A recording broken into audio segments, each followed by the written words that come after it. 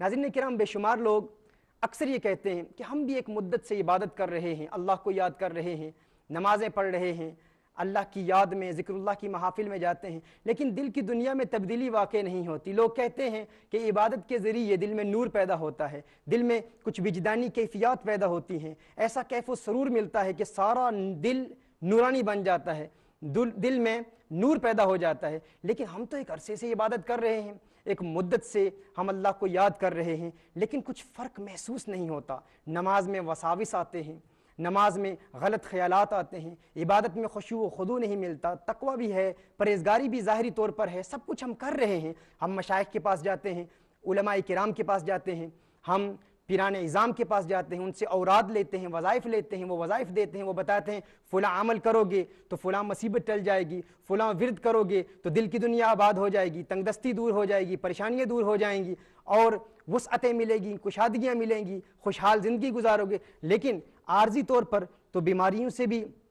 چھٹکارا مل جاتا ہے، تکلیفوں سے دوری عارضی طور پر ہوتی ہے، لیکن مستقل سکون نہیں ملتا۔ اس بنیاد پر کچھ لوگ ناظرین کرام اپنی قلب کی بیماریوں کو اگنور کرتے ہوئے آیات قرآنیہ کی برکات کو بھی شکوک و شبہات کی نگاہ سے دیکھنا شروع کر دیتے ہیں، اور وہ سوچتے ہیں کہ شاید ایسا ہے کہ قرآن کریم کی آیات میں ایسی شفا ہے ہی نہیں، شاید کہ ان اوراد و وظائف میں ایسی برکات ہیں ہی نہیں، ہم ایک مدت سے کوشش کر رہے ہیں، عبادات ہیں، سب کچھ ہیں، لیکن دل کی دنیا بدلتی کیوں نہیں ہے؟ ناظرین کرام، اس کو سمجھانے کے لیے یہ مثال سمجھ لیں۔ اگر کوئی شخص کہتا ہے کہ میں دودھ کے ذریعے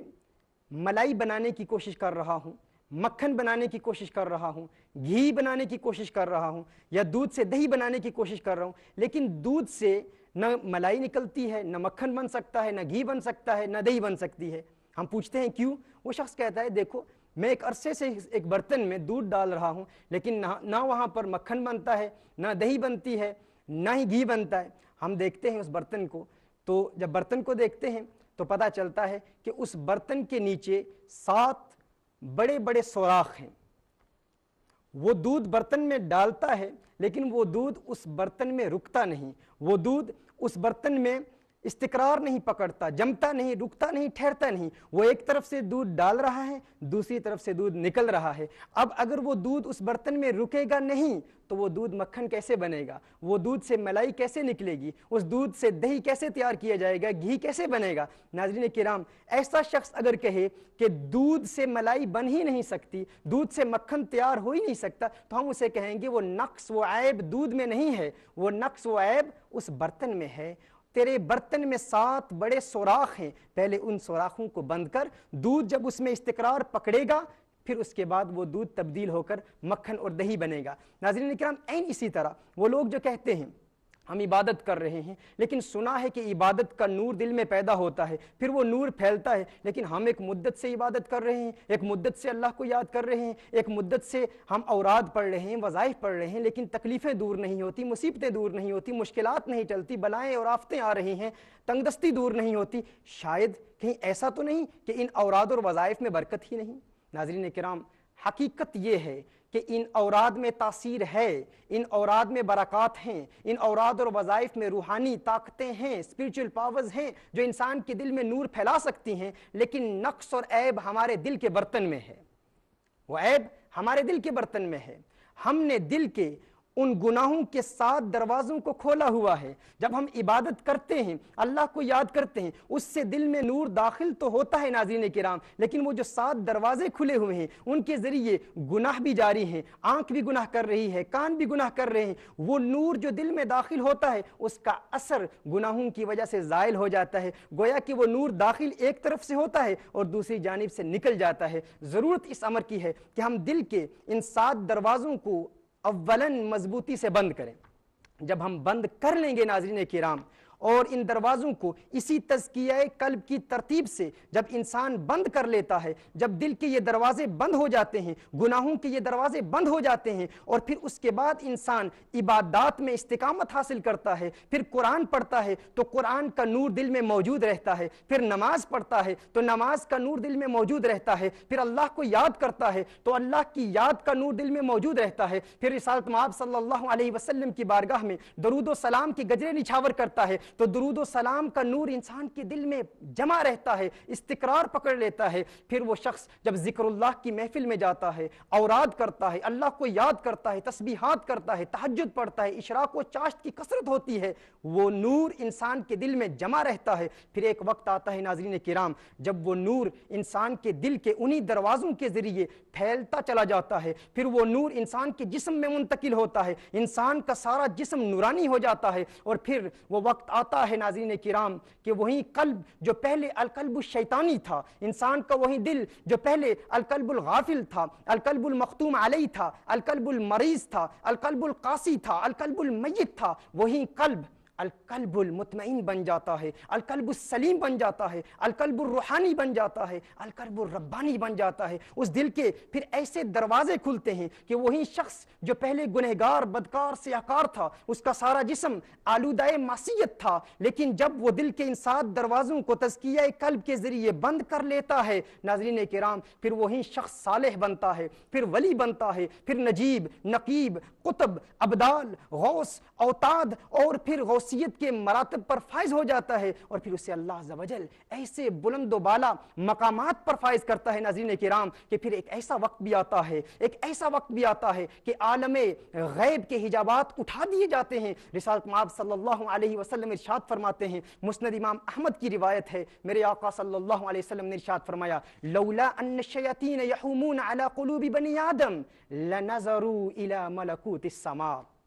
میرے آقا صلی اللہ علیہ وسلم نے ارشاد فرمایا کہ اگر انسان کے دل کو شیاطین نے اپنے گھیرے میں نہ رکھا ہو، یعنی شیاطین کے یہ دروازے جن کے ذریعے شیطان انسان سے گناہوں کا ارتکاب کراتا ہے، میرے آقا صلی اللہ علیہ وسلم ارشاد فرماتے ہیں گویا کہ اگر انسان نے شیاطین کو دور کر دیا، لنظروا الی ملکوت السماء، وہ انسان بیٹھا ہوا دنیا میں ہوگا لیکن ملکوت السماء، آسمان کی بادشاہیاں اس کی نگاہوں کے سامنے ہوں گی، وہ ملکوت السماء کو دیکھے گا، عالم الغیب کے حجابات اس کے لیے اٹھا دیے جاتے ہیں۔ اسی طرح میرے آقا صلی اللہ علیہ وسلم کی ایک دوسری حدیث ہے جس میں رسالت مآب صلی اللہ علیہ وسلم نے، صحیح مسلم کی حدیث ہے، میرے آقا صلی اللہ علیہ وسلم ارشاد فرماتے ہیں کہ اللہ ارشاد فرماتا ہے جب انسان عبادت اور تقوی کے ذریعے یہ مقامات حاصل کر لیتا ہے تو ناظرین کرام جو بات اس کی زبان سے نکلتی ہے، وہ جو کچھ کہتا ہے اللہ ویسے ہی کر دیتا ہے۔ حضور اکرم صلی اللہ علیہ وسلم ارشاد فرماتے ہیں لو اقسم علی اللہ لابرہ، اگر ایسا شخص اللہ کے نام کی قسم کھائے تو اللہ اس کی قسم کے مطابق لوگوں کی تقدیریں بدل دیا کرتا ہے، وہ جو کہتا ہے ویسے ہی ہو جاتا ہے۔ اور یہ اللہ عز و جل کا اس ولی پر کرم ہوتا ہے، اس کی زبان سے جو دعا نکلتی ہے وہ دعا قبول ہو جاتی ہے۔ تیری دعا نہ اثر سے کبھی ملول ہوئی، ادھر زبان سے نکلی ادھر قبول ہوئی۔ اللہ عز و جل اس کی دعاؤں کو قبول کرتا ہے۔ اور پھر ناظرین کرام ایک وقت ایسا بھی آتا ہے کہ جب اللہ عز و جل مخلوق کے دلوں میں اس کی محبت پیدا کر دیتا ہے۔ رسالت مآب صلی اللہ علیہ وسلم کی حدیث ہے، میرے آقا صلی اللہ علیہ وسلم ارشاد فرماتے ہیں، یہ حدیث متفق علیہ ہے، صحیح بخاری اور صحیح مسلم میں موجود ہے۔ رسالت مآب صلی اللہ علیہ وسلم ارشاد فرماتے ہیں اذا احب اللہ العبد، اذا احب اللہ عبدا، جب اللہ کو ایک عبد سے محبت ہو جاتی ہے، نادى جبریل، اللہ عز و جل جبریل امین کو پکارتا ہے، فرماتا ہے ہے جبریل مجھے میرے فلاں بندے سے محبت ہو گئی ہے، مجھے میرے فلاں عبد سے پیار ہو گیا ہے جبریل تو بھی اس سے پیار کر، ہے جبریل تو بھی اس سے محبت کر۔ اللہ عز و جل جبریل کو حکم فرماتا ہے، حدیث کے الفاظ ہیں، پھر جبریل کو بھی اس عبد سے پیار ہو جاتا ہے، جبریل کو بھی اس عبد سے محبت ہو جاتی ہے۔ پھر اللہ ارشاد فرماتا ہے جبریل اب اہل السماء کو بتا دے، آسمانی مخلوقات میں اعلان کر دے، ساری آسمانی مخلوقات کو بتا دے کہ اللہ کو اپنے فلاں عبد سے پیار ہو گیا ہے، اللہ کو اپنے فلاں عبد سے محبت ہو گئی ہے اور تم بھی اس سے محبت کرو۔ جبریل امین اہل السماء میں اعلان کرتے ہیں، یہ صدا بلند کی جاتی ہے کہ سنو اہل السماء، اللہ کو اپنے فلاں عبد سے محبت ہو گئی ہے، اب تم بھی اس سے محبت کرو۔ پھر وہ بھی اس سے محبت کرتے ہیں، اور پھر جب وہ اس سے محبت کرتے ہیں پھر فرمایا جاتا ہے ثم یودع لہ القبول فی الارض، پھر اللہ عز و جل مخلوق میں، زمینی مخلوق میں اس کی مقبولیت زمین کی مخلوق کے دلوں میں رکھ دیتا ہے، وضع کر دیتا ہے۔ گویا کہ وہ شخص اللہ کی زمینی مخلوق کے قلوب پر راج کرتا ہے، ان کے دلوں پر راج کرتا ہے، اور پھر اس کے تحکم کا عالم یہ ہوتا ہے، لوگوں کے دلوں پر ایسا راج کرتا ہے کہ زمین والے بھی اس سے محبت کرتے ہیں، آسمان والے بھی اس سے محبت کرتے ہیں، اور ان کی محبت کا عالم یہ ہوتا ہے کہ زمینی مخلوقات بھی اس کی اطاعت کرتی ہیں۔ زمین میں اللہ کی جتنی مخلوقات ہیں وہ سب اس کی اطاعت کرتی ہیں، انسان اس کی اطاعت کرتے ہیں، نباتات اس کی اطاعت کرتے ہیں، جمادات اس کی اطاعت کرتے ہیں، حیوانات اس کی اطاعت کرتے ہیں، شجرات اس کی اطاعت کرتے ہیں۔ وہ اگر اس کے سامنے کوئی شخص مردہ موجود ہو تو اسے اللہ کے حکم سے بإذن اللہ وہ حکم دیتا ہے، وہ مردہ زندہ ہو جاتا ہے۔ ناظرین کرام، حیوانات اس کے حکم پر عمل کرتے ہیں، دریا اس کے حکم پر عمل کرتے ہیں، سمندر اس کے حکم پر عمل کرتے ہیں۔ جس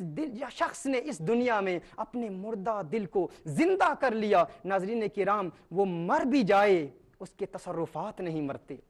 اس کی روحانی قوتیں نہیں مرتی، اس کی روحانی طاقتیں نہیں مرتی۔ وہ قبر میں بھی ہوتا ہے، دنیا والے اسے کہیں کہ ہے ولی اللہ، ہے شیخ کامل، میرے لیے دعا کر، وہ قبر میں دستے دعا بلند کرتا ہے، اس کی دعا اللہ عز و جل قبول کر لیتا ہے۔ ناظرین کرام، یہ مراتب، یہ مقامات، یہ بلندیاں، یہ بلند پائیگیاں، یہ برگزیدگیاں، یہ روحانی مقامات اسی کو ملتے ہیں جو ابتداً یہ پہلا سٹیپ تزکیہ قلب کا سٹیپ لیتا ہے، اور پھر رفتہ رفتہ ان منازل کو طے کرتا چلا جاتا ہے۔